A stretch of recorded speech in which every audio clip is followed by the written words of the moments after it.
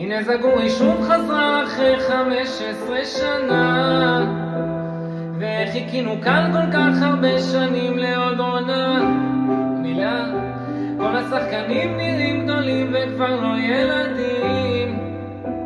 זה לא יאומן שאביגיל כבר כמעט 30. איך בבר נעלם ועד עכשיו כולם לא מבינים. נראה מתי נראה את אבישג ודודו מתחתנים. רבים, אולי נרצה להעלות קצת זיכרונות מהעבר, ונשמע את אביתר עם ליאון ארקיס גם עוד שר. זוכרת אותה